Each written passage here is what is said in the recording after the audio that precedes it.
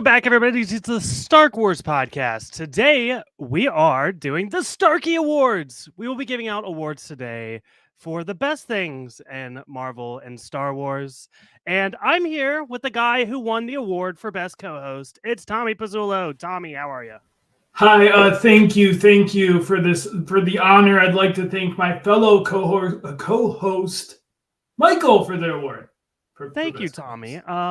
What a fantastic year this has been. So much, we talked about so much, and we're going to be breaking it all down here with some awards and some predictions. It was a big content year. There's, one side maybe a little meatier than the other side, and we'll get into it. But there's a lot of content. When we went back to the beginning of this, I forgot some of these shows that were in 2022. It's been a year for sure. And for the uninitiated, just to clear things up here, we're giving out awards specifically for Star Wars and Marvel. That's our bread and butter. That's what we know. And so, like, all the things that came out this year, the TV shows, the movies, the specials, we're going to break it all down. And I'm very excited to do it. The ones that go home empty-handed, don't worry. There will be a gift, like a little gift bag, with some merchandise, maybe some forgotten Jar Jar bobbleheads that we didn't give out. Yeah. Maybe some, I don't know. Like, I feel like we should have a nice fun straw, like a Stark Wars fun. A twisty, twirly yeah, straw. One of those twisty ones that spells out our name. It'd be a long straw, I'd say. Yeah, no, definitely. Like, it takes at least 2 minutes for the drink to actually get into your mouth hole. Yeah, and another thing we're doing here today is we're also going to be predicting things to come in 2023, that's one of my favorite things to do. And you know what, Tommy? I've gone back. I've listened to our predictions from last year. We will revisit that after the awards. Tommy, it's hilarious. We got all of them right.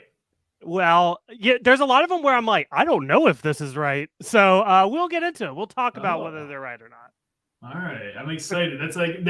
Don't leave your seats right after the awards are announced, okay? Yeah. There's still some content, a post-credit scene. Yes. A PCS, as I like to call them. Yeah. Okay. Are you ready to dive into our first award? I'm ready. Okay. So the first thing on my list here is MVP. And Tommy, I think for a couple categories, we might want to define what we're talking about here, because I think MVP could take in a lot of different ways. It could be our favorite character. It could be the person that contributed the most positive good to their respective universe. It could be the person that did the most good. How do you see the MVP award? Yeah, I agree with that. I think, especially thinking about last year's pick, it needs to be like this person was the talk of the town, either for overall for the specific property they're in. And so I think that's where I'm at, where it's like they elevated whatever they were a part of, if it was multiple properties or just one singular movie or TV show. Said person was the big selling point of that. So I'm going to throw somebody out. My first person I'm throwing out, it's not somebody I necessarily am crazy about giving it to, but it's something to look at, because I think last year the one we picked was Yelena, and the big thing was Yelena was showing up in a lot of different properties, was had a very interesting story, right? There's one character that did infiltrate a lot of properties, and it's Wong. Oh, yeah. Wong was the talk of the town this year. Yeah. I mean, there have been a lot of different theories about Wong. I know a good friend of the podcast, Tom Sides, thinks Wong is a Kang variant now. I don't know if I buy that, but talk of the town. Yeah, Big and She-Hulk had some funny moments there. Obviously Big, and we can argue maybe caused the demise in Doctor Strange, as I would argue that Wong was really the bad guy in Doctor Strange. Yeah, see, I knew you would bring this up, and that's why I was like, I'm not 100%. Because and that's the thing, because I think last year we wanted to give it to Spider-Man, but it was like Spider-Man kind of caused a lot of trouble. Like, does that count as an MVP? Wong, kind of a troublemaker. Well, I'm not completely opposed to a troublemaker. Maybe like a bad female. I would like to make the argument that the MVP of this year, and maybe the MVP of Phase 4 altogether, is Wanda. Wanda. So here, and again, I think this comes down to like, how do you view the MVP award? Wanda was causing a lot of trouble. I think from her perspective, she was, I think she was doing what a lot of people would do. So, does that necessarily make you a villain? Was she being productive? But I think the fact of the matter is, like, I think especially when we compare what happened last year with WandaVision, WandaVision somehow got no awards from us last year. It would be nice to see Wanda get an award here. Yeah, so here's my pitch. As I said, to me, MVP is like someone that elevated the property. And when I look at, let's first talk about Doctor Strange. Wanda to me was that movie. So much of that movie was her arc, her growth, kind of the final arguments if she'll be back, but it was the final period on her story. And to that point, they took a character that others may disagree. I thought was very poorly written, and so when introduced in Ultron, was a whole different kind of character than what I knew Wanda as. And I would say like WandaVision on a little bit in Infinity Wars with the romance and Vision, we started to see more growth, more development in that character. And Elizabeth Olsen was doing so much with so little written, and now she got an actual story in WandaVision, and then we saw continue here in this growth and this. It was hard to root against. She's the villain, but at the same time, she had a lot of good points, especially when countering Doctor Strange and his hypocrisy. To me, she was a huge part of Phase 4. Probably one of the only good parts of Phase 4, if you ask me. Yeah, and that's going to be an interesting thing to track here. I am with you on this. I'm not trying to step away from this. I like it, but I do want to explore some options. Okay. Yes. I number one, I think Andor is a hive of incredible characters that we got this year. Just Andor himself, who's not necessarily a new character, but you go to Luthen and Dedra. Maybe they apply for some of the other categories, but something to look at. I think that was probably our best character-driven show. I also want to put a little spotlight on Shuri as well. I think Shuri obviously like a big step up for Shuri this year. She's our new Black Panther. I mean, this is huge. Yeah, I think I agree with both of those. I think huge wins. Even the Queen herself. Her mom. I'm forgetting the name on the moment. Maybe cut this part, but Mama. Oh, wait. I don't even know. I zoned out. I don't even know. Black Panther. Sorry. Yeah, the mom. Yeah. But I thought she did a great job in the movie overall, holding down the fort there. That speech, I mean, when we talk about Black Panther in general, the speech that she gives of like, do not come into our place, like just because we lost Stark, it's chilling and really leads into the element. I think there's elements of her getting the MVP here. Yeah. So, you know what, Tommy, I will concede on this one. I agree. Wanda was incredible. I like the ending here. I am proud to give Wanda the MVP this year. Congratulations. Right. She comes on stage, her family. I would like to thank, I don't really have anyone to thank. Okay. Let's move on to the LVP award. This is the opposite of the MVP. It's the least valuable player. This is somebody that, specifically we don't like. I will say last year we gave this award to Party Thor. I think you let me have that one because I don't think you can. I think you were more indifferent. I hated Party Thor, and this is going to be a character we don't like. Yeah, I think I had some other I little tiptoe into the water of like, yeah, there's some people I'm not feeling, but you were so against Party Thor. You wanted Rafa and Trace, if I remember. You wanted a double award. I'm just saying, maybe this year we could give it to them, even though they're not there. Yeah. No, I'll start this one off. I have two that I'm like dancing around, I'll say, but I'll give the one. I'll give one. I'm between Najma from Miss Marvel Okay. because I felt like that storyline really, in general, that was probably the weakest part of Miss Marvel. Didn't really add in a lot. If I had to say, kind of decrease the show for me was that storyline and her being a big part of that. But I think I'm going to go with Cyril from Andor. I mean, if we talk about LVPs here, Michael, uh, I think the most memorable thing I know about him was him eating cereal with his mom. Most of his scenes were with his mom. He never got a win in the show, only losses, and was kind of a stalker. I don't know how we don't give it to him. So I will say, Tommy, Cyril was very high on my list. I was very much ready to pitch that. I do have one more that I'd Okay. like to talk about from Miss Marvel, actually. And if you think back, get in your little time machine, try to get soak in the bath of what my opinions were on Miss Marvel. There was one character above all else that I hated more than anyone else. It was Bruno. Bruno was a loser, and I'm not. That's the ship I'll die on. I mean, I forgot how much. Maybe this is. I forgot that you didn't like. He invented things. He was a good friend. Yeah, I Was hear you. was there. Did Bruno have so with like LVP? Did Bruno have like a big win? I guess he helped save the day with his at the end with the shenanigans in the school. Yeah, I hear you. He's going to school. Yeah. I know. I know. Okay. Well, benefit. Bruno. You're safe this time, but Miss Marvel season 2, you better watch out, or the Marvels, whatever you Yeah. show up in. We'll put him on our watch. Like, Yes. you better shape up or next year, mister. Yeah.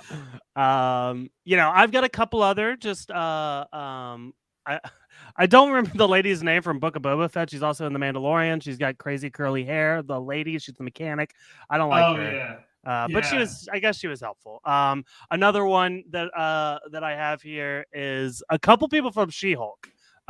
I didn't care for Mr. Immortal, but more importantly, there was that I don't even remember what she did. It was like episode 2 or 3. There was an old woman and she was like a little prankster. She had The super elf, it was the it was elf. like trick someone into marrying. Yeah. Yeah, I didn't care about Definitely her. like a mini character LVP. There's definitely like levels, right? It's like, are they main character LVP or are they more like, oh, there's so many of those. I mean, even so much of She-Hulk. Bro Hulk is a real LVP for me. But it depends on what we consider LVP too. What a horrible endorsement for She-Hulk that we can think of like 4 or 5. I know, and it is really good. I enjoy. I mean, that's the thing with like Cyril with Andor. Listen, Andor is great. I just think our boy just really didn't have a lot going for him. Yeah. Okay, Tommy. I think nobody comes close to Cyril. We could talk in circles all day. I think it has to be I think it has Cyril to. Karn. You're pocketing these for now. You're like, oh, I see you over there though, taking out these gimme wins. Yeah. Okay. So our next award here is Rookie of the Year. And Tommy, if we think back, Rookie of the Year last year went to Omega from Bad Batch. There was no Bad Batch this time. We did have a lot of rookies. I've wrote a couple down just off the top of my head. And I'll read those off really quick. Love, America Chavez, Ironheart, Moon Knight, Reva, Miss Marvel, She-Hulk, Luthen, Dedra. There are a lot here. What do you think? Yeah, this one was tough for me. There was no. I feel like this year there was no like standout for me. There's a lot of great ones. I think America Chavez, I'm very excited to see more of. I think both the actress in general is so excited about like seeing her energy for the project has been exciting. The way she carried herself in the movie, I thought was really well done. Do we say Miss Marvel is a big rookie for me? I thought like say what you will about the show, Miss that was Miss Marvel. Like that is that character for me to a T. I thought they handled the portrayal so well. And I think the other Luther I thought was great in Andor. Really, some of my favorite. Like we talked about the first couple episodes, are kind of like chugging along, but it's really the introduction of him that really brings that show and starts heading us down to how great Andor is. Yeah, Stellan Skarsgård, you can't really beat how great he was. I think it's tough because I want to look back on these awards like, 5, 10 years down the line and be like, how did this rookie? They were just such a sparkly-eyed young little rookie in these universes, and how did they go on to the affect the world? And I think that's something that I really do factor in here. Like how much did they set themselves up for longevity? And while I do love Luthen, I kind of favor the Marvel side for the rookie a little bit more here, especially because we had so many great ones. I will say, people like Ironheart. I'm excited for what's to come from Ironheart, but I don't know that Ironheart made the impression to be the rookie of the year. If I had to endorse anybody right now, you mentioned it. I think it's She-Hulk.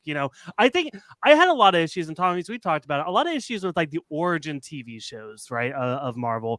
I don't know that they always work as well. Like I feel like you're better off starting a character off in the movies. So when we talk about She-Hulk, Miss Marvel, Moon Knight, they don't 100% work for me. But if I were to talk about the character that I appreciate and love the most coming out of it, it has to be Miss Marvel. Yeah, and it's She-Hulk's another one that like was a great rookie as well, really cool. But yeah, I think Miss Marvel was just like, I remember watching that show and just immediately just loving that character, loving the story overall. We're talking about the TV show a little bit with this because I think both elevated each other, and like they just touched on such topics, cultural topics, family topics that in the way that character embraced those situations, embraced her heritage and all that stuff, it made me fall in love with that character. So are we settling it? Is it going to Miss Marvel here? Hey, I'm all aboard. Choo choo, the Miss Marvel train. Don't miss the train. Grab your babies. Here's the great thing: bring the whole family up because they were great too. The brother, the dad, the mom. Leave Bruno in the Bruno, you're saying the other guy, the cool guy. He can come up. The one that like jumps off roofs or whatever he did. The guy who didn't remember Bruno's name. Yeah. Yes. Okay. Congratulations. That's why you like him. Yeah. I respect that. To full transparency, I had to look up the name of Bruno before this because I knew I was going to talk about Bruno, but I was like, I don't remember that person's name. So there's something. Yeah, I'm sorry also that we don't remember a lot of these names. Listen, it's been like a year for some of these things. Yeah. Okay, so congratulations, Miss Marvel. Next on the list here, I have Villain of the Year. This is a fun one. I have a short list here, but I'll let you lead off. Is there anybody that sticks out for you? Yes. I have two. I'm going to go. I have a feeling you're going to touch on the other one, so I'm almost like hedging my bet that I think you're going to mention. Okay. Maybe not. Now I'm nervous, but I'm going to. I'll be honest. There's nobody I'm set on, and that's kind of where I'm at. There's three front runners for me. The first one I'll talk about is Gore. I thought there's a lot to say about Thor: Love and Thunder. I know we have a little differing opinion on how good the movie was overall, but I felt like Gore was such a big part of that movie. Christian Bale killed it. I think if anything, a lot of our criticism on Gore was more of it. We wanted more material, more Gore, and so I do feel like as that is someone that when I look at all the villains of all Marvel, most people, and me included, have Gore pretty high up there on the list of good Marvel villains. Mm-hmm. That's fair. I don't hate Gore. Again, it's kind of the rookie thing, right? Like Ironheart. I loved Ironheart. I just needed more from Ironheart, and that's kind of what killed it for me. So if my complaint about Gore is I needed more Gore, I'm not completely off of Gore, but I think there's some other people to talk about here. So let's go. And you know what, Tommy? In hindsight, should we have saved Wanda for best villain? I did think about it, and I think to me it's like, yes, could Wanda have taken best villain? I think there might be one more, and we're heavy on the Marvel right now, but I do think to me there's Gore was kind of like my lob just to get it out there. I do think Namor would be high for me. And I think beats out Wanda. To me, Wanda represents MVP of, and then, I was factoring in Phase 4 when I was pushing that. So I think that's why Wanda fits into that category a little bit more. Because she's a great villain, but there's also what do you think? When I say the name Namor, does that hit you? I don't. Here's the thing. If Wanda's out of contention, which I can accept, aside from her on the Marvel side, I'm not crazy about anybody. Yeah. Namor, I get it. People love Namor. I'm probably one of the lower people on Namor. Um, if I were to like pitch anybody, I'm gonna start looking at the Star Wars side, and there's Okay. two big ones from both the shows we got. Number one, Vader. I know Vader is a very established villain. Vader doesn't need any more claim. He's gonna win best villain of all time, right? But I thought he was really great in Kenobi. And the other one is going back to Andor is Dedra. I thought Dedra, she was just so cunning, so sharp. I really did like this year for Star Wars villains. Yeah, let me think about this for a second. I hear you. Vader has epic moments. Some not so epic moments though. Did Vader get hit? For me, I actually thought he got hit a little bit with like him being like, "I'm gonna chase Obi-Wan, but you guys do this," and it's like, "Oh, some of your strategies here are not actually that." But that That's does true. make him interesting because he is an emotional villain. He is someone that we've seen make those emotional choices as a villain. Deidre is setting herself up. Like to me, she's getting her chess pieces in, and I really do like her. And I want to be opposed to giving it to her because I think there's potential. We're almost putting our chip on her, but she didn't have the big big one up move yet. But I think it's coming. I think we're gonna get the moment in like the next season, right? That she's gonna end up on top. Big Deidre energy coming in 2023 is my thought. That's true. That's very true. I think we're on the ground floor of what she can accomplish. So Yeah. Tommy, I keep throwing it back to you. Sooner or later. But I can't deny that Namor had some incredible moments. I mean, he killed the Queen. Well, incredible. He destroyed Wakanda. I mean, that's incredible. An incredible achievement. Killed the Queen. Destroyed Wakanda and was like scary. Was like I loved what they did with when you look at Namor, and I think what I'm also like giving credit to is like comic Namor is a lot and like not always written well, sometimes written really well. And I felt like they did a good job of taking that, making it a real world, kind of taking that culture, putting it in like a more real world situation.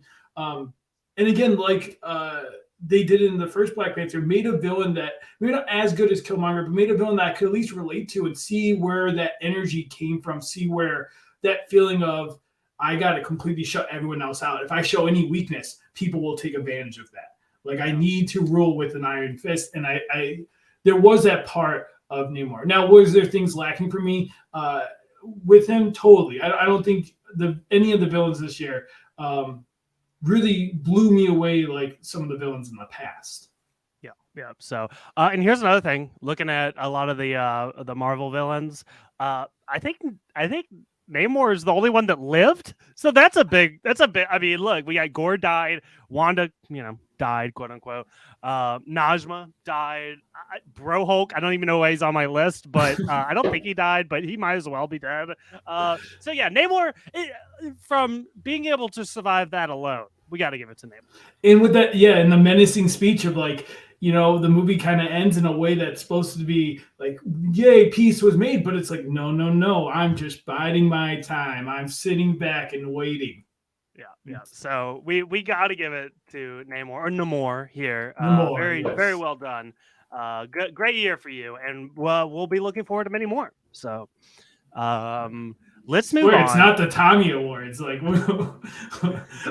I'll give one up, Michael. I swear. Yeah. So we've got another one. We were kind of hyping up this award show. I've been posting things, kind of getting people excited what awards are going to be there. But Tommy, we came up with a couple awards just for the show that we're going to add in here. And here's one right now. It's best cameo. I think this is a good one. I'll be honest. There's one that I'm going to I'm really not going to accept anything else, just full transparency. But I want to hear what you think. Do you have a best cameo? Yeah, here's some that I'll throw out. I have a feeling at least one. Like I think I've hit the one you're thinking of. Some Daredevil, She-Hulk. That was fun. A nice little change of pace. I'll throw out as like honorable mention since we don't really have a nominee list here. Cad Bane is a great game. Huge shock. May not have liked how it ended, but was a huge shock when that did happen. Megan Thee Stallion in She-Hulk was another case That's huge. I want to mention because yeah, I mean what are we doing here? What are we getting? But and then the last one I'll mention is John Krasinski as Mr. And as Mr. Fantastic. That one is hard for me because that did take me. As the podcast listeners know, I don't watch trailers, so this was a complete shock when I was in theaters when I saw John Krasinski on my screen. Yeah. And to be fair, Tommy, this is actually of all of the Illuminati, this was the one that was not shown in trailers. So I was equally as shocked. This was one that, like, I talk about this often. I had a physical reaction in the theater. Like, I was giddy.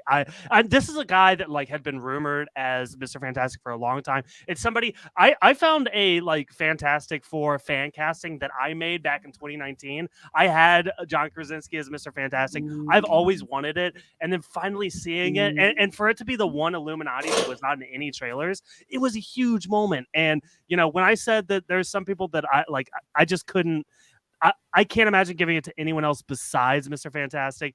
You did come up with some great ones. It's going to be hard not to say no to Megan Thee Stallion. Well, she's already storming out of the theater. She's furious. I think the issue with Cad Bane, one of my favorite characters from Clone Wars, did not give me what I wanted in Book of Boba Fett. So that sucks. Great person to show up. But not the best execution. So if you're cool, we can give it to Mr. Fantastic. I think we have to. It really was. There's other good ones that we didn't even mention that I'm like even thinking about now, but it just was the shock of the year for me. Yeah, for sure. Okay, well, this is a big one we got next year. It is the best movie, and actually, we've only had 3 movies, and unfortunately, Star Wars is not in contention here. The 3 movies that we're going to be looking at is Thor: Love and Thunder, Multiverse of Madness, and Wakanda Forever. All right, what are you thinking? Where's your head? You set the bar. There's one I will X out immediately.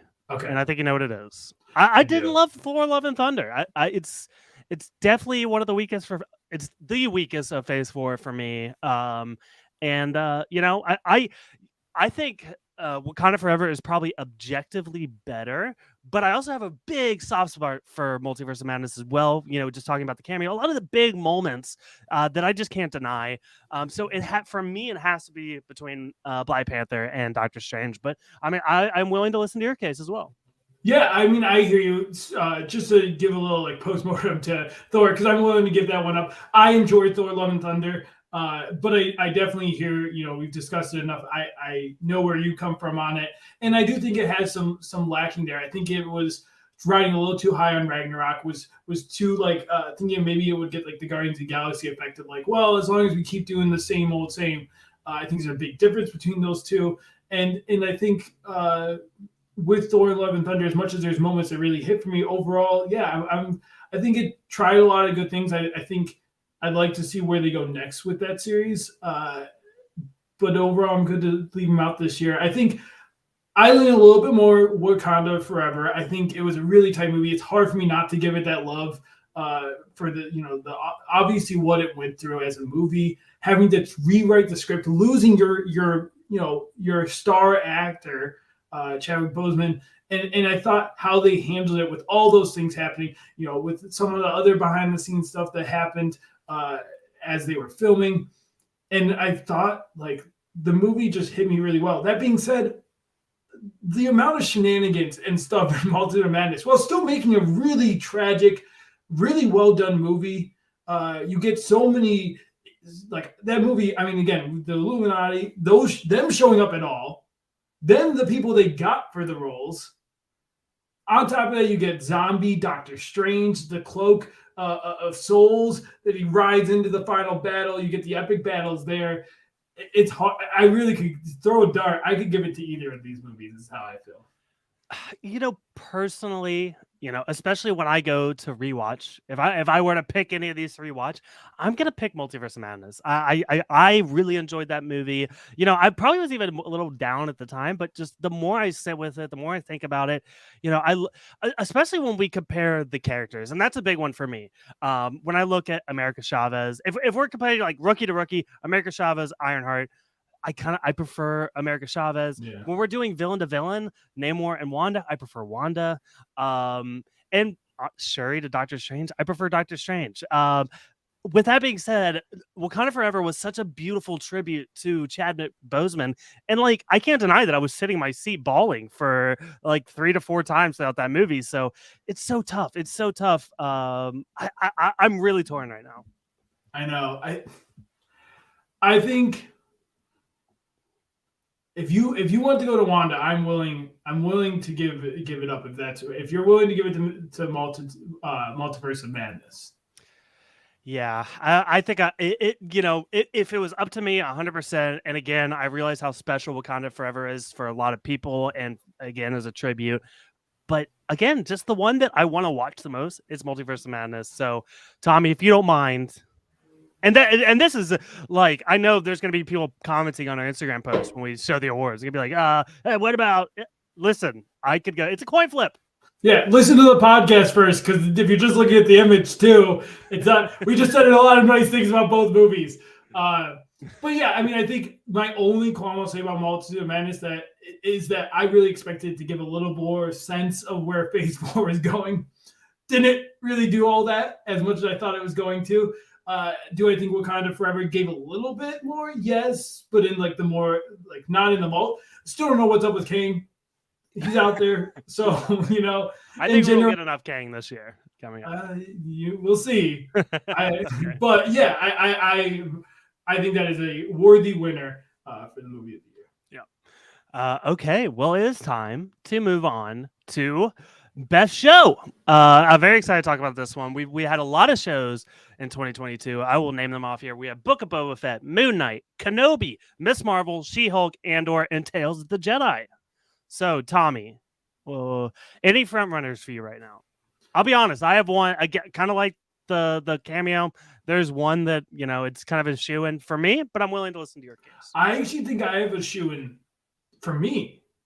There's two that I want to mention, both from the Marvel side. I think Miss Marvel and She-Hulk, really good shows for what they're trying to do. I think there's some holes for me that it would be hard for me to give them the win. My shoe-in is Andor. I thought I was really hurt by a certain Star Wars show. I won't say the name yet because it's coming for later, for me at least. And Andor for me was a really concrete show. I think it kept elevating itself each time. Each episode, I was a little off on the first two, but then it really hit. Mon was such a huge. I think we discussed Rookie and if she fit into Rookie, because for me, huge star of Andor was Mon Mothma, and Luthen we already talked about was great as well. It was a show I enjoyed watching. Yeah, Tommy. I was hoping we could have a debate here, but I don't think we're going to. Andor, by far and away, is my favorite show. And honestly, kind of, is for all the faults of Book of Boba Fett, it's kind of the year of Star Wars for me, because number 2 for me would be Tales of the Jedi. The Marvel shows, they just didn't hit for me so hard this year. And again, I think that comes from like there are a lot of new characters. I don't have that like built-in investment with She-Hulk, Moon Knight, Miss Marvel.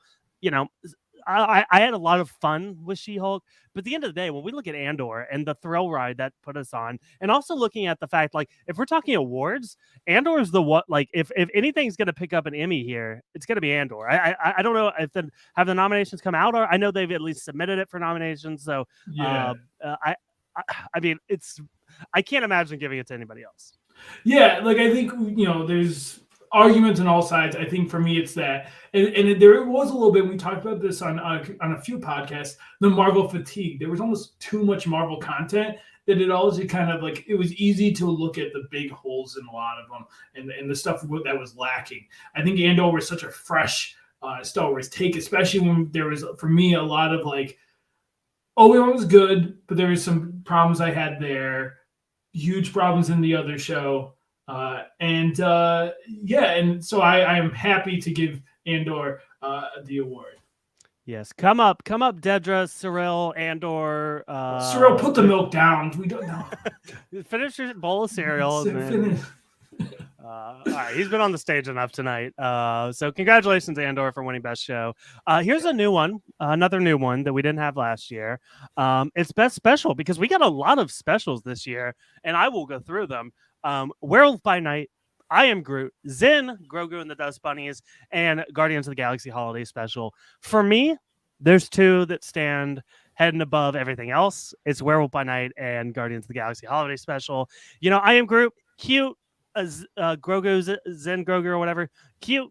Werewolf by Night and Guardians. These are like upper half Marvel content for me.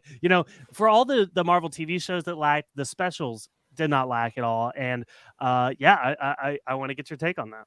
Yeah, I think we both were like pleasantly surprised because in the past there's been these like kind of like one-off Marvel and Star Wars series that like we're like, it's cute, but I think both of us came into both of these properties, Werewolf by Night and Guardians Holiday Special, being like, I walked away thinking it's better than some of the TV shows. Like that's I think what we both walked away from. I think for me, Werewolf by Night, huge different style. I think what I loved about Marvel this year was they took risk. They really tried a whole bunch of different genres after getting questioned for a while being formulaic. They really tried a whole bunch of stuff. I thought the style worked. The characters are very fun and I'm excited to hopefully see it again. And I thought the handling of it's Swamp Thing for Marvel, right? Yeah. Well, I don't remember. I cut this part too. Forget if it's DC. Yes, what's the Marvel Swamp Thing? Either way, I loved it. Man Thing. Man Thing. There you go. All right, let me get back into it.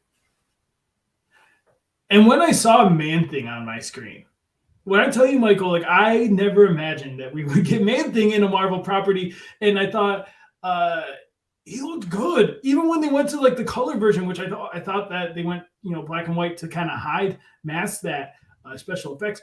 He still looked really good in color. Yeah. And again, if I holiday special, loved it. Such a charming thing. But I think what they were able to accomplish with Werewolf by Night is something that's very hard for Marvel. I'm kind of a broken record at this point. It's hard to do the intro characters, right? And when it comes to like new characters, I think Werewolf by Night gave us a handful of them. I think it was a fresh new style. And it's something we don't typically get from Marvel. It was like, and it also came out before Guardians too, where it was like, this is brand new. The hype is so big. We've never seen anything like this. It's a Halloween thing. It's dark. It's gory. And yeah, I mean, I think even at the time, some of the reviews were like, this is the best thing from Phase 4. They're back on track. They know what they're doing. And if I'm going to endorse anything, it hurts to say no to the holiday special, but it's Werewolf by Night for me. Yeah, I mean, the holiday special, you already talked about it a bit.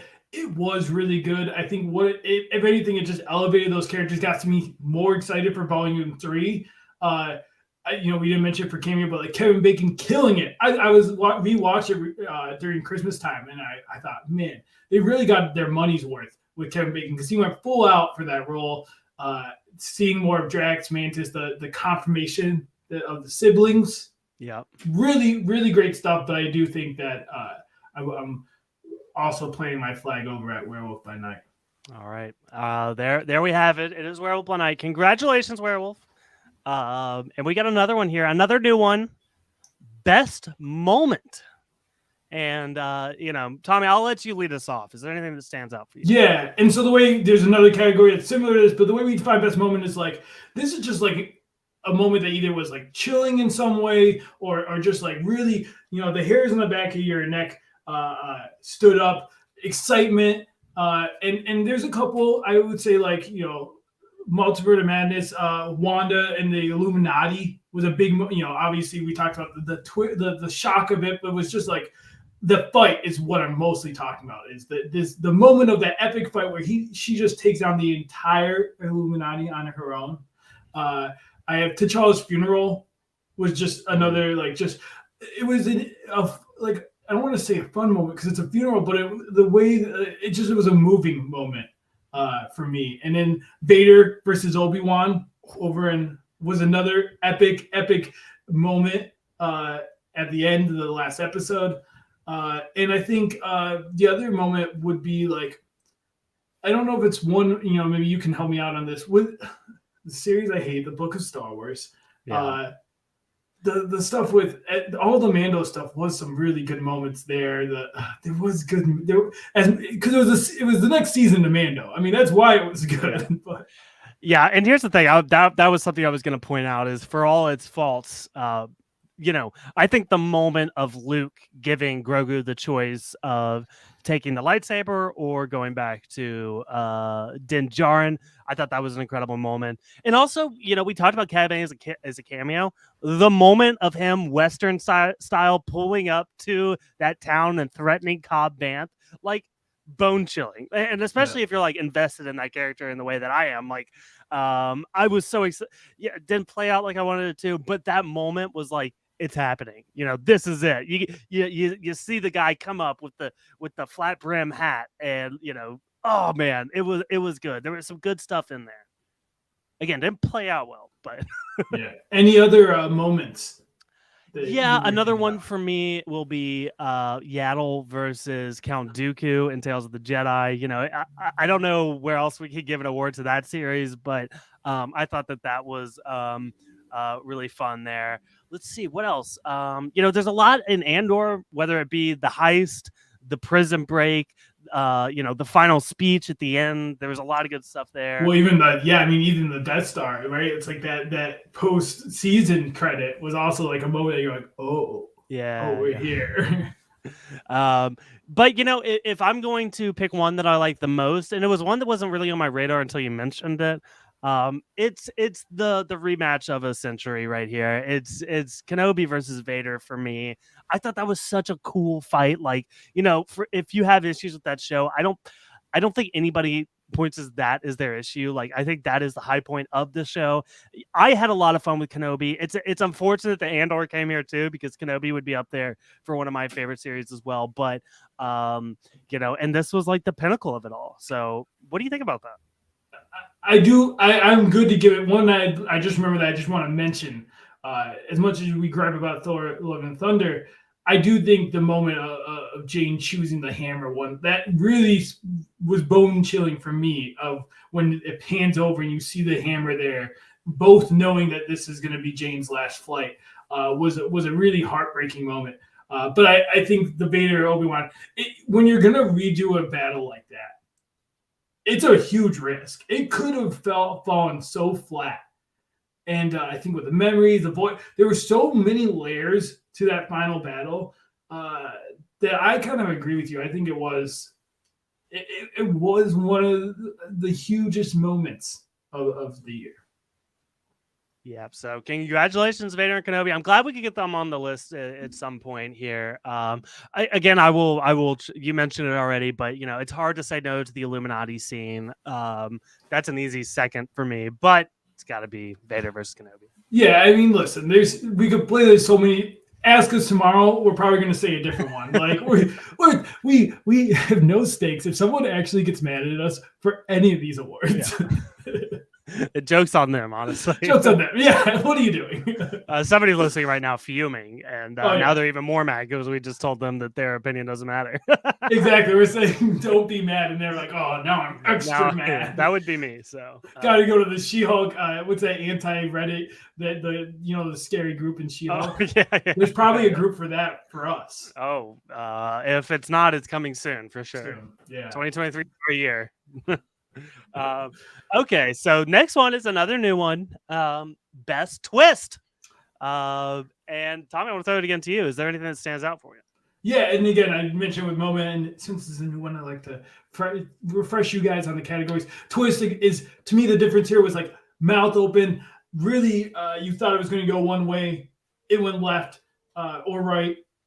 And I think there's one big one for me. Some other ones I'm going to throw them all out. I think the Psych Ward whole arc in Moon Knight was pretty shocking for me. We many times debated, is this reality? Is this not? Are we have we been tricked this entire time? I think was a big twist. Wanda being a villain for me, from the trailers, they really set it up like it was a team up movie. And the twist when they're in that orchard and everything goes and you see that, no, she's already had a dark. It's way further along than we realized. I think the Illuminati we mentioned a ton. I don't know, with cameo, but also that was a huge twist when they showed up. That's a weak one for me. And then the last one that I'm kind of going to put my flag on, the post credit of Black Panther, when it is revealed that there was a reason for why she was gone the whole time. T'Challa has a son. Oh, shocked when that happened in the theater. Yeah, that is a big one. I'll be honest. I was coming in here. I didn't have anything that really stood out to me. I think actually last year was a big year for twists. Yeah. When you consider Loki and everything else we got. But there was nothing. And I'm looking now. What was something that like really blew me away in terms of twists? And there's not much. Maybe if I had to pull anything here, from either of our Marvel movies, Wanda's death, number one, and then maybe like the character of Love in Thor: Love and Thunder. Like I thought that was something interesting. But when we break it down, I think it might be T'Challa's son. Like I'm grasping at straws to come up with anything else. So, or what about for conversation's sake, what about Peter Quill and Mantis being siblings? Would you consider that a twist? It's hard. No, because I think it was already speculated. If it was like never talked about, no one caught on to it, and then it was like out of nowhere, here's this reveal. I think that would be, but it was definitely like, I think having it confirmed was almost the twist. Like the fact that they actually justified a fan theory was the biggest shock. Yeah. So, okay. Maybe Kevin from She-Hulk. That was also. Oh, wait a second. No, Tommy, wait. I think you might have just ruined T'Challa's son. No. I mean, we got Chadwick. Think about the emotion you feel. But I mean, let's talk about it for a second. Let's now that I mentioned it nonchalant. Yeah, I mean, the big twist when She-Hulk pops out of the Netflix Disney Plus screen, goes to Disney, talks to Kevin. I mean, it is a huge twist. Tommy, I was about to give it to T'Challa's son. I forgot about this moment. I don't know how, because honestly, and here's the other thing about it, Kevin kind of saved the show for me, because I was really down on some of the plot points from Bro Hulk to, and it was all coming together. I was like, oh, this is so predictable and boring. And then they saved it with the Kevin thing for me. Tommy, are we giving nothing to the memory of Chadwick Boseman? Oh, no. I feel so guilty about it. But I do hear you. If we're talking about the category at its core, it is like the T'Challa choice is nice, but doesn't really that changed the entire show of She-Hulk. Yeah. And no one saw it coming. I don't think it was ever speculated that She-Hulk would pop out of her show, break the fourth wall.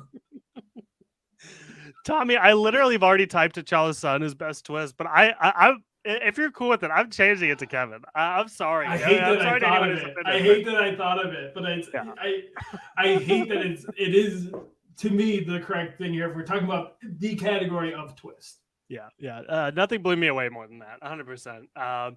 Tommy, here's a weird one. This year, one of the great things about the development of the podcast was we have sound clips now. And I thought it would be fun to revisit some of the top ones.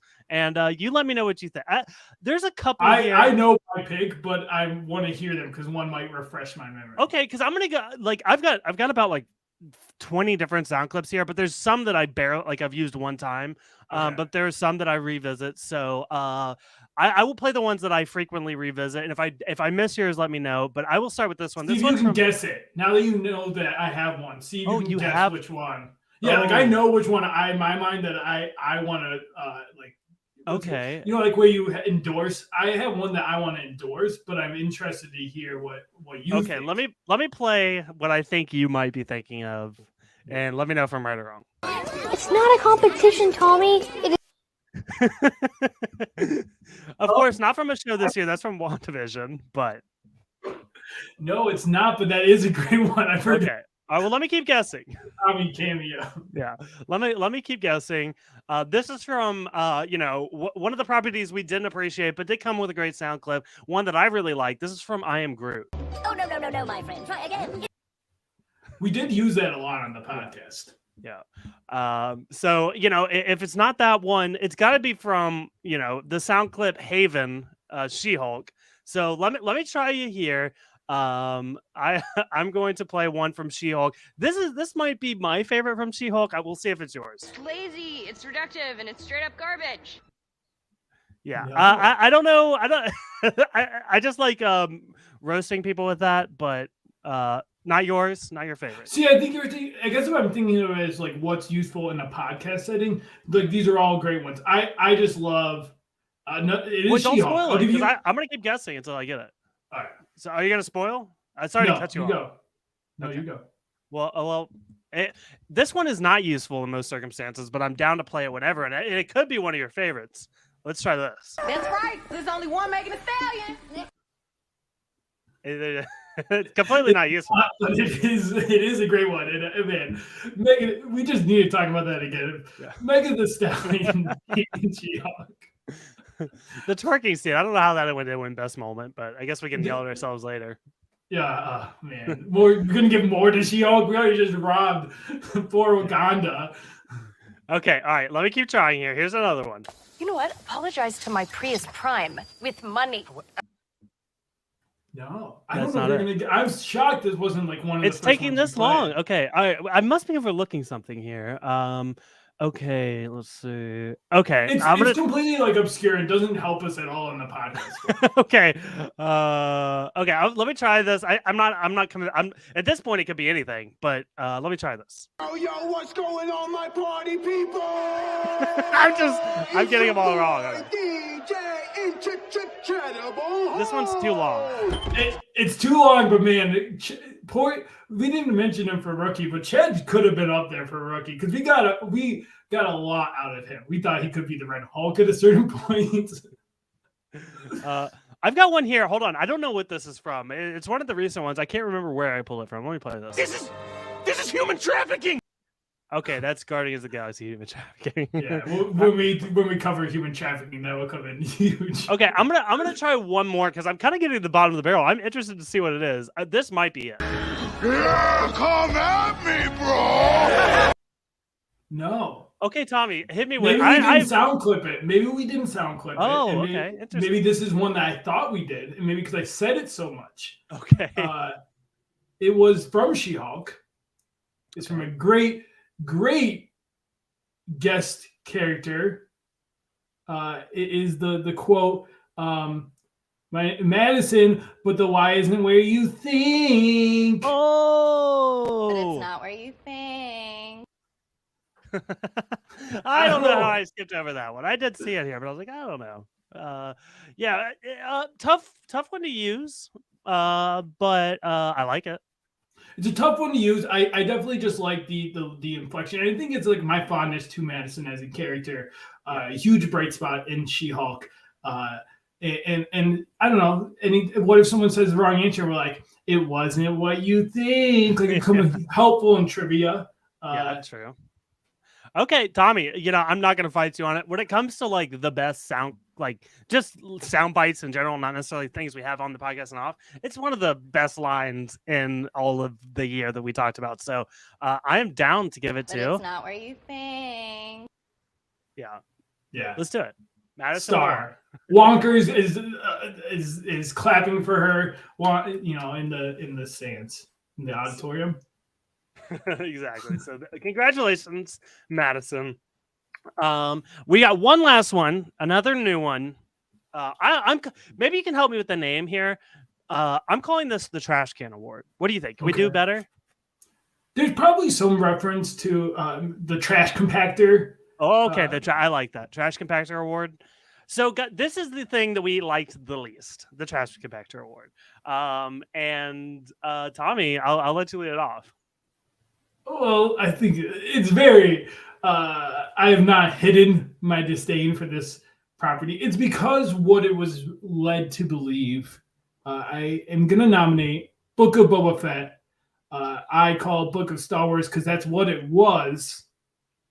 It just, to me, there is no other show or property on this list that the title character has less screen time than than another character in the property. There was a good 3-4 episodes of this. The main character, Boba Fett, was not in the episode, or maybe in for 2 seconds. Okay, and here's the thing: I don't feel passionately about this at all. So there's no like if I know you've talked about it all year long. So this is my party Thor. I'm gonna let you have it. If I were to, if you were indifferent, the ones I would say is Thor: Love and Thunder, Moon Knight. For me, I know a lot of people like Moon Knight. I did not like Moon Knight. And really, that's it. I generally liked everything else well enough. So I'm also with you down on Book of Boba Fett. It could have been a lot more. The best parts weren't even having anything to do with the show itself. So yeah, definitely down to give this to Book of Boba Fett. Yeah, I mean, Michael, they did you dirty by bringing back one of your favorite bounty hunters and then just throwing him aside willy-nilly. Yep. Two of my favorite bounty hunters. Do we say at the front? Like, I mean, assuming people would know that, like, huge spoilers in this. Oh, yeah. Like, right? Like, has somebody gotten to this point? They're like, wait, I haven't watched any of Phase 4. Hey, what are you doing? Yeah. Oh, no. Sorry, guys. Yeah. Tommy, that is our awards. Congratulations. Should I recap real quick? Yeah, let's read it back. All right. So for MVP, we have Wanda. LVP is Cyril Karn. Rookie of the Year goes to Ms. Marvel. Villain of the Year goes to Namor.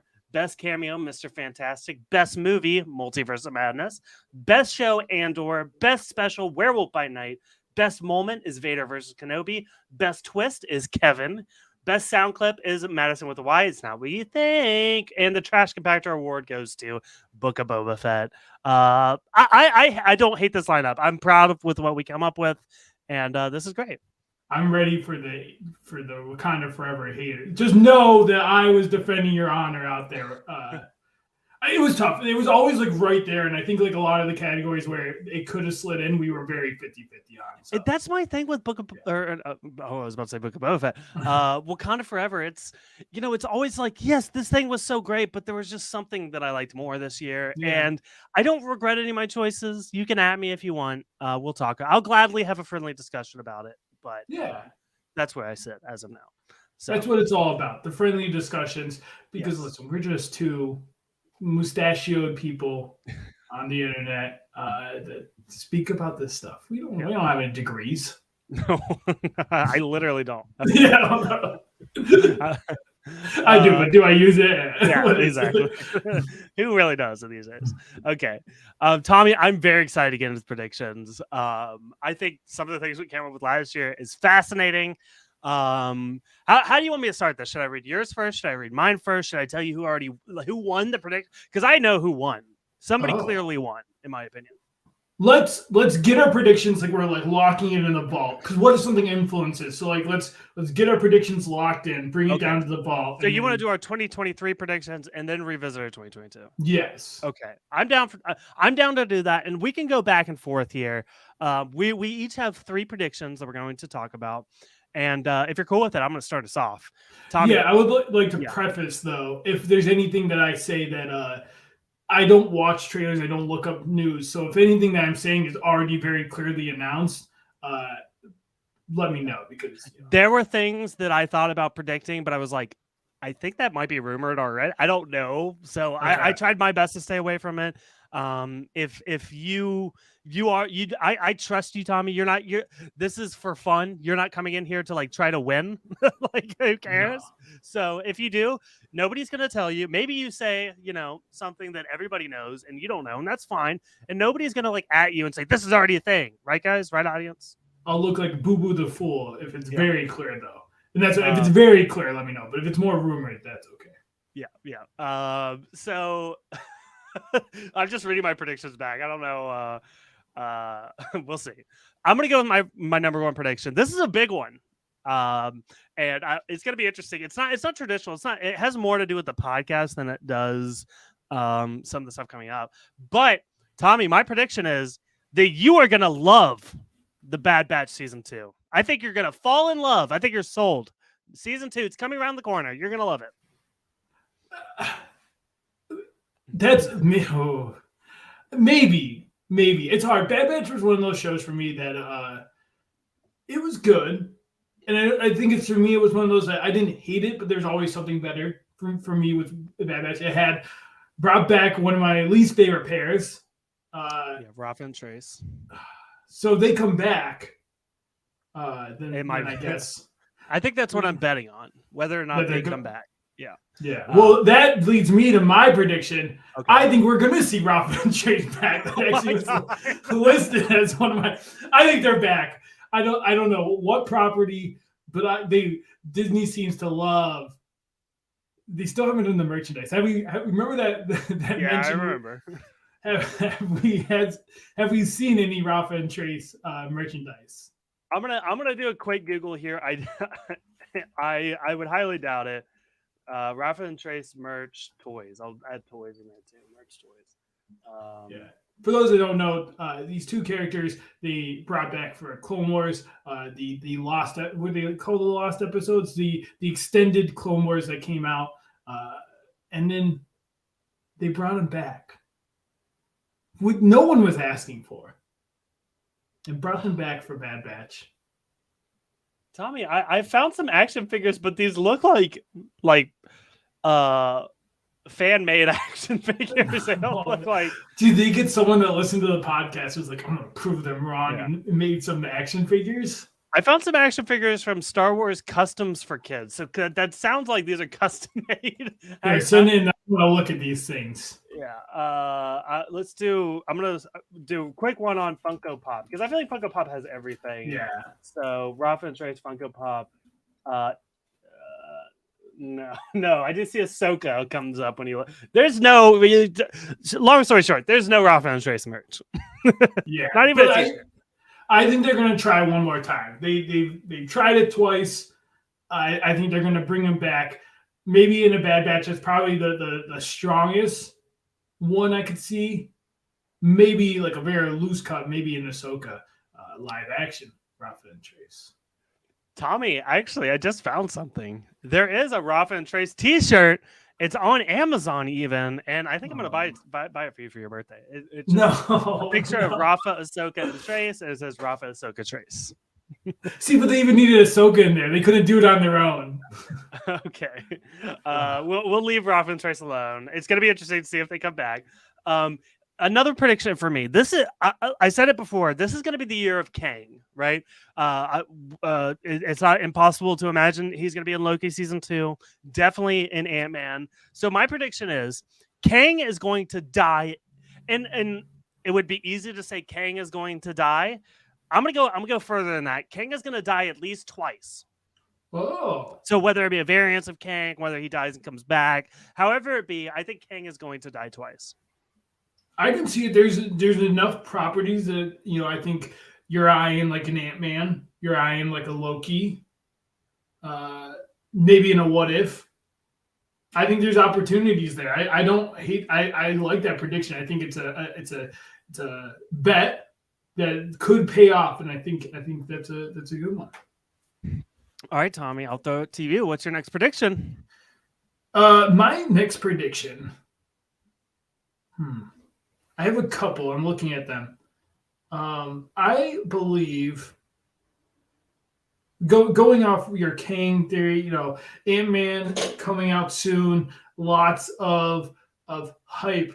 I believe that Ant-Man is not going to live up to the hype. I believe that Ant-Man is not going to give us as much information as we're going to want. It's going to be another Doctor Strange. We think it's going to give us finally let us know what the next arc is.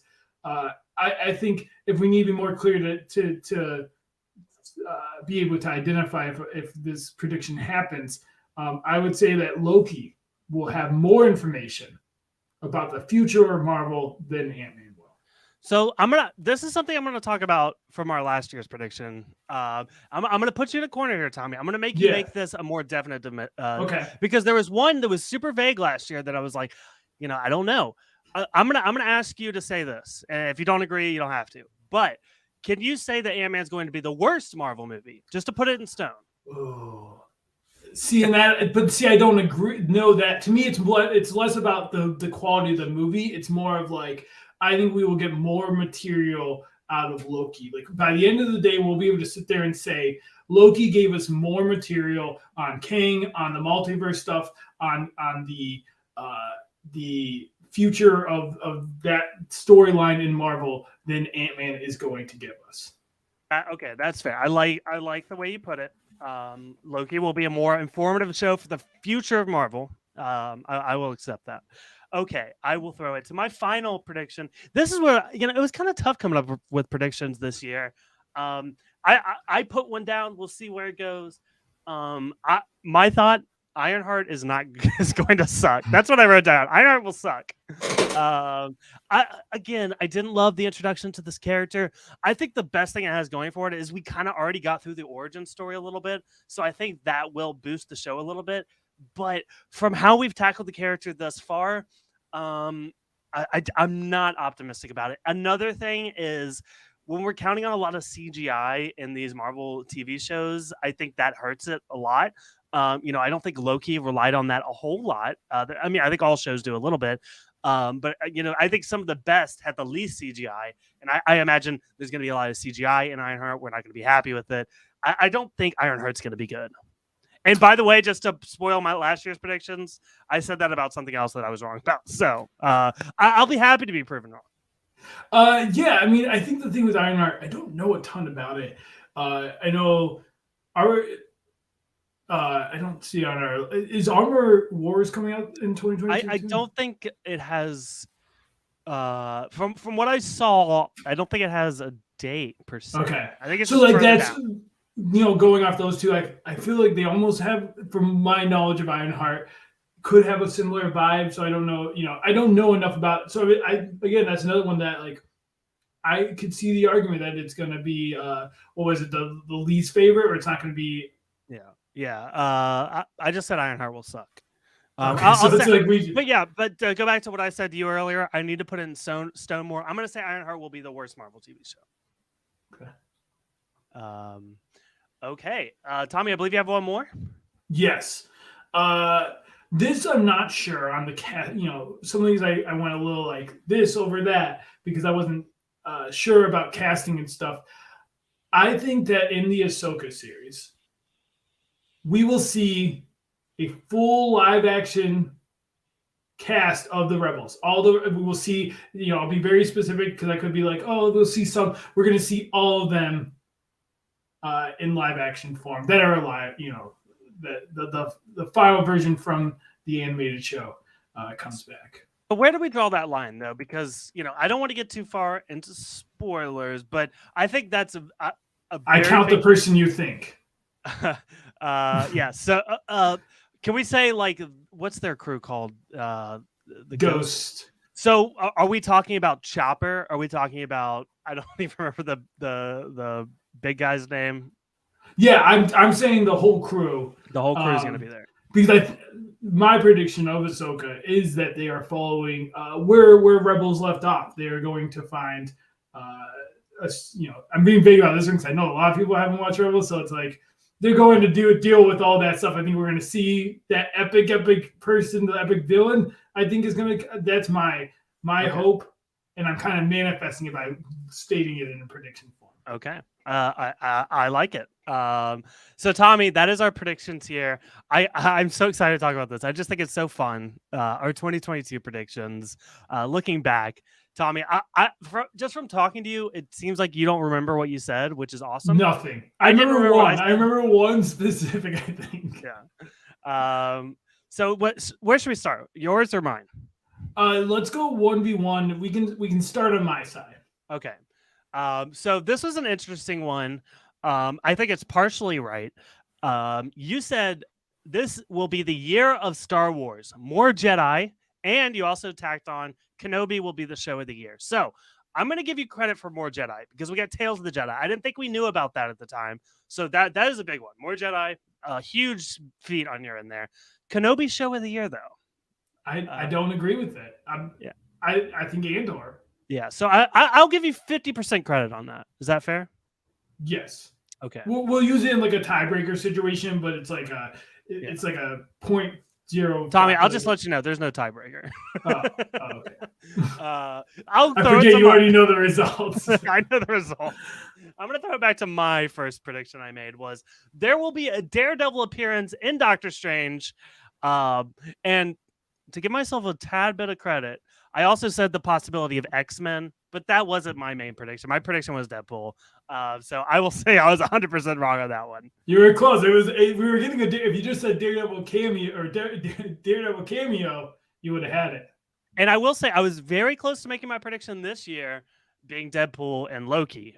But, I wanted to go a little I felt like that was easy. So I wanted to go a little more out there. So just if I'm tacking anything onto that one, I'm on Daredevil watch. Boop, boop. Yeah. So I'll go back to one of yours. This was the one that made me be like, okay, Tommy, you have to be more specific, because it's up in the air. I'm going to give you 50% credit on this one. You said something in terms of Fantastic Four news, whether it be casting or date. Now, where I will give you credit is Mr. Fantastic showed up.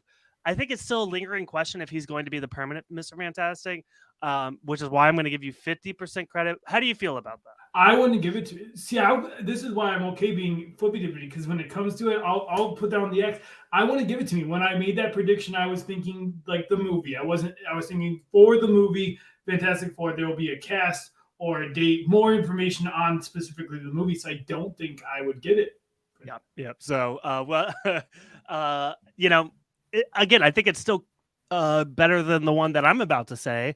My next prediction, I said, it's going to be similar to the Ironheart one. I said Black Panther will be the worst Marvel movie of the year. And, I think I was justified in thinking that. They had a lot of production issues coming up to it. Stuff involving Letitia Wright that was kind of weird. I just felt like the production was going to be a mess and it was going to turn out well.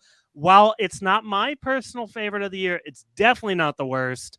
So I will say I was 100% wrong there.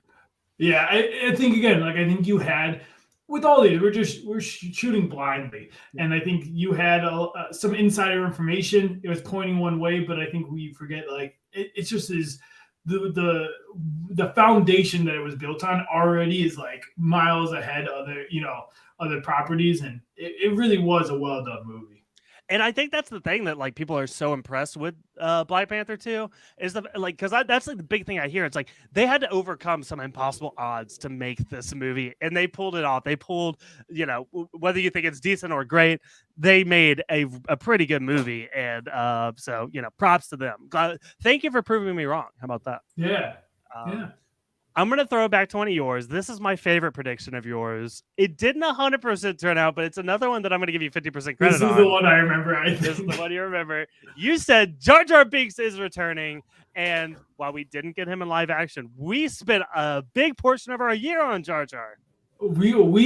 Jar Jar happened here. I almost made my prediction for this. Just keep it going until it happened, and I am tempted. If I had to add one on, I'm going to add on that Jar Jar will be in 2023 until it happens. So again, I'm going to throw it to mine really quickly just to wrap it up. But spoiler alert, I think, I don't think everything you said was 100% right, but 0% of what I said was right. And you were at least close. So you definitely next year we'll make sure. That's why we got to make sure it's clear, concise, no 50-50. My final one, embarrassing, because here's the thing, especially right after I made this prediction, we started to get a lot of news and confirmation about Vader showing up in Kenobi, but at the time I didn't even know that. So my prediction for the Kenobi show was that we were going to get a full reenactment of Kenobi versus Darth Maul, which clearly we did not get that. They did not go that direction at all. It turned out to be the Vader and Kenobi thing, which kind of embarrassing again to realize it's kind of obvious that of course it's going to be about Vader, but it is what it is. But I was definitely wrong here. Do I think Darth Maul Obi-Wan movie or TV show could have been a little more exciting at times? Maybe. Maybe get a little more Darth Maul, a little less Leia. Little kid Leia. I forgot about. That's another one. Again, the rookie categories when we went over of it had to be the first appearance of that character. But baby Leia was also an actress. Great job. Yeah, if we're talking performances, really, especially when could work on the running. Yeah. Her running, I remember specifically, was not great. I mean, she got away typically. Yeah, because we saw those stunt people being like, "Oops, all right, oopsie daisy." Okay, Tommy, we've done our awards, we've done our predictions, we've looked back at last year's predictions. That's the end. We've finished it out. What a great year, Tommy. I mean, I think we could talk about from we did a lot of cool things. We talked about all the typical stuff, but we did bonus content. We've done mini episodes. We did a trivia competition. We did Where's Jar Jar? This was Tommy, and I couldn't have done looking at all this stuff, I think a big one for me was Where's Jar Jar? You were such a great help this year, and very appreciative to you for everything that we've done. And I'm just so happy, and I'm so excited for more. Thank you, Michael, and I appreciate it, but it really cannot be said. As much as the audience probably knows, you handle so much of this. The times I can't podcast, you hold down the fort, and so this podcast, Star Wars, would be nothing without you, Michael, holding down the fort as I'm in the gunner's seat, and you're driving the ship that we call Star Wars. I think this was a great year for us. A lot of new friends, and thank you to all of our guests that showed up throughout this year. Lots of new voices, and which we appreciated. Yeah. And Tommy, I think we talked about this last year. I'll mention it again. We'll talk offline about the best guest award. We won't hurt any feelings here, but you and I know. Oh yeah. We know and you can slide into our DMs. We won't answer. It's between us. It'll be one of those things where every single person that comes to us will be like, "Oh yeah, you're the best." Don't tell the others. All right, Tommy. This was a long one, typically for us. So I'll go ahead and close this out. Unless you have anything else you want to say here at the end. No, I'm excited. My prediction for the podcast is we'll get one new listener by next year. That's very generous, Tommy. Yeah. That's a generous prediction for us. Yes. I will close this out. I'd like to remind you guys to rate and review us on iTunes and Spotify, preferably 5 stars. Also, please subscribe because we're going to be here every single week with some new content. Tommy, you know what's around the corner? I mean, not like next week. Actually, even like less than a week. Bad Batch is here. So, ready or not, here we come. Rafa and Trace, you better be on it. I swear, I'm going to lose a prediction because of Rafa and Trace. And this is now, I'm predicting that on top of my prediction that I will lose now based on my prediction because they're going to let me down in some way. Oh, yeah. It can't be perfect. So, also follow us on Instagram and Twitter at StarkWarsPod. I will say specifically Instagram. I think I've been doing a lot of fun stuff over there. We did like a tournament of Phase 4. I'm always trying to find ways to engage with people. So if you have like opinions, you want to talk to us, slide into our DMs, participate in our Instagram stories, whatever it looks like. Come on our Instagram. It's a good one at StarkWarsPod. Also, check out our Discord community because that's another one I'm trying to put some more time into. I'm doing like questions of the day. I'm going to try to find a way to do more fun events, but we're working on the Discord. And we would love to have more active participants. If you have any suggestions, always reach out to us. We are very much on our social medias. So if you ever have ideas for us, we'll love them. We'll give you credit. We'll do all that, but some of you guys come up with some really smart stuff. So you're smarter than us, that's for sure. But that is all we got for you guys. Thank you so much for listening all year long, and we will see you next time. Bye. Bye. Bye. Bye. Bye. Bye. Bye. Bye. Bye. Bye. Bye. Bye. Bye.